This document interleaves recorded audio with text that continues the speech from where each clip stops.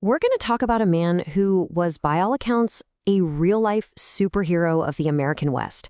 A guy whose true story is honestly more incredible than any legend you've ever heard.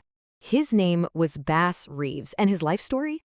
It's better than any movie. Seriously. He was one of the very first Black Deputy U.S. Marshals west of the Mississippi, and his career was, well, it was the stuff of absolute legend. But here's the crazy part. For nearly 100 years, his story was almost completely lost to history. Just gone. But today, his legacy is finally being rediscovered and celebrated. From huge statues in his honor to official recognition, we're watching a forgotten hero ride right back into the American consciousness. So the big question is, how does a man born into slavery become one of the most feared and respected lawmen on the entire frontier? Well, it all started with a reputation for being simply unstoppable. I mean, just listen to that description, the Indomitable Marshal. This wasn't just a job title for him. He was the law. Criminals knew that if Bass Reeves had your warrant, it was never a question of if you were getting brought in, but how. But to really get the man, you have to understand the journey that forged him. And that journey, it began in the darkest chapter of American history. Okay, just look at this path. He's born enslaved, then escapes to what was then called Indian Territory during the Civil War. Now, this is absolutely critical. While living there, he learned the land, the customs, and multiple tribal languages. These weren't just survival skills. They became a professional advantage that almost no other marshal had. So after being freed, he's recruited to enforce the law. Think about that for a second. He was now policing the very same territory where he once had to hide as a fugitive. And it was this totally unique background that set the stage for one of the most effective careers in the history of American law enforcement. Just let that number sink in for a second. Over 3,000 arrests. He served for 32 years in a 75,000 square mile territory that was just teeming with outlaws. And remember, he did all of this without GPS, without radios, just his wits, his skill, and his grit. And look, this wasn't just some campfire story.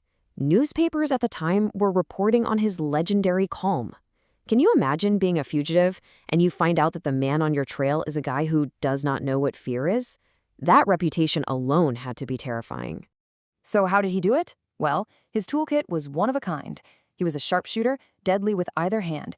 His time in Indian Territory made him an expert tracker who could speak the local languages. But honestly, his greatest weapon wasn't his guns. It was his brain. His use of disguises was pure genius. There's this one famous story where he tracks two outlaws to a cabin way out in the middle of nowhere. He dresses up in rags, shoots a few holes in his own hat to look the part, and just walks up to their door pretending to be a fugitive on the run. They totally bought it, let him in for the night, and when they fell asleep, he just calmly handcuffed them both and walked them out at sunrise. Brilliant. But, you know, a true legend isn't just defined by their successes. It's about how they face their biggest trials. And Bass Reeves, he faced tests that would have absolutely broken most people. He swore an oath to perform his duties without malice or partiality. For him, these weren't just words you say and forget. This was the code he lived by, even when it came at an unimaginable personal price. And that oath was tested to its absolute limit. In 1887, he was actually charged with murder when his rifle accidentally went off and killed his cook. He was suspended, had to sell his home to pay for his legal defense, and was eventually cleared. But then, years later, his own son became a fugitive wanted for murder.